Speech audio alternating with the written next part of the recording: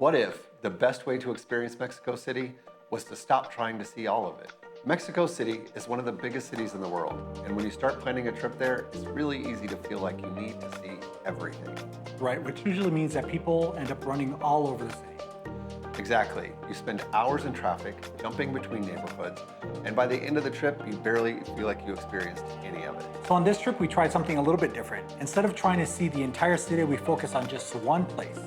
The historic Zócalo. And for 3 days, we stayed right in the middle of the historic center and explored everything within walking distance.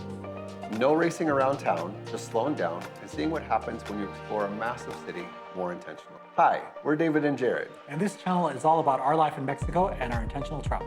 Our trip started when we landed at Felipe Ángeles International Airport. It's about 45 minutes to an hour from the historic center of Mexico City. And instead of trying to figure out the buses, the trains, we booked a private transfer into the city, which cost us about 1,500 pesos, which is roughly 80 US dollars. And before we left Durango, we parked our car at the airport for the weekend. That was another $60. Right, so by the time we actually arrived in Mexico City, we were ready to finally start the trip. Once we got into the historic center, we checked into our hotel, which was the NH Collection, Centro Histórico. And honestly, the location turned out to be perfect. From the hotel, the Zócalo is only a few minutes away by foot. Which means that almost everything we wanted to see was within walking distance. And in a city this big, that makes a huge difference. By the time we got settled in, it was really late in the evening, so instead of anything fancy, we found a 24-hour coffee shop and taco place near the hotel.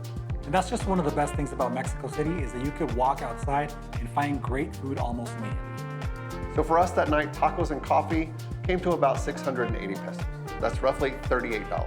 Now it was a real simple meal, but honestly, it was the perfect way to start the trip. So after dinner, we walked over to the Zócalo for the first time, and honestly, the scale of it is hard to describe. It is one of the largest public squares in the entire world. But what surprised us most was how peaceful it felt at night. Yeah, it's a huge space, but it was very calm. It felt like a really great introduction to the city. The next morning, we started the day with breakfast at the hotel, which was included with our stay. And that honestly made our mornings really easy before starting to head out and really explore the city. Our first major stop was Templo Mayor. These ruins were part of the main temple complex of the Aztec capital. Now admissions with the camera fee came out to around 268 pesos, which is roughly $15.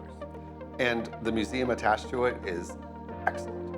Right next to the ruins is the Metropolitan Cathedral, and visiting is completely free. Which makes it one of the easiest and most impressive places to explore in the city. After walking around the ruins and the cathedral, we stopped at a coffee shop for lunch and a break. So that came out to around 232 pesos or roughly $13, and it was really a great excuse to slow down for a bit. So before dinner, we actually stopped at a bar called Botanero for a drink. That came out to around 358 pesos, which is roughly $20. It was a great way to wind down the day before dinner. Dinner that night was at Museo Histórico, and this was our Valentine's Day dinner, so we made it a bit of a splurge. There we actually ordered appetizers, filet mignon. I ordered dump confit, buñuelos with mole sauce, some dessert, and obviously a bottle of wine. The total came out to around 2,800 pesos, which is roughly $160. Definitely not pocket change, and honestly, the courtyard setting alone made it worth it. The food was also absolutely amazing. There we actually got to try something for the first time, which was chapulines and guacamole. And honestly, it was something that we won't forget. Our final day started again with breakfast at the hotel. After breakfast, we walked over to the cafe inside the Sears building, which has one of the best views in all Mexico City. You can sit there with your coffee and pastries and look directly at the Palacio de Bellas Artes. Now our coffee and pastries there came out to around 339 pesos, which is roughly $19, but it was definitely a $1 million view. Next up, we visited Palacio Postal, which might honestly be the most beautiful post office we have ever seen. Admission there for non-nationals was 50 pesos or around $2.80. From there, our next stop was the National Art Museum, or the Nacional. This was not a planned stop at all, but it ended up being one of our favorite places that we saw the entire weekend. The architecture, the lighting, and the art were simply incredible. Now admissions happened to be free that day, but we paid around 20 pesos or $1.50 for our camera. Then we grabbed lunch at a taco place nearby that was clearly geared for tourists. And honestly, the food really didn't deliver. That lunch came out to around 570 pesos, which was rather pricey, roughly $32, but the food, again, not good. That evening, we had dinner at a restaurant overlooking the Zócalo. Watching the square from above while the sun set was an incredible way to end our trip.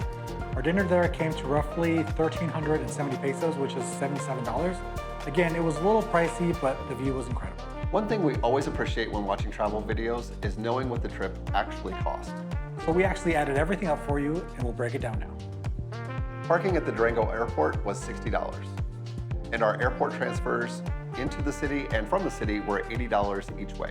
So our food ranged from simple taco dinners to our Valentine's Day dinner at Azul Histórico, and when we added everything up together, that is the transportation, the food, the admissions to all the places, and parking, our entire 3-day trip came to $598 for the both of us, not including our hotel. And if you're interested in how much the hotel cost, the hotel was $550 US for 4 nights. Sometimes the best way to experience the city is to really slow down and just focus on one place. And if you're planning a trip to Mexico City, we've actually included a link below with our sample itinerary we followed. Now it's just a landmark, so you can totally build your own trip around it. And if you enjoyed this video, please make sure you subscribe and ring that notification bell so you don't miss the next one. Catch you in the next one.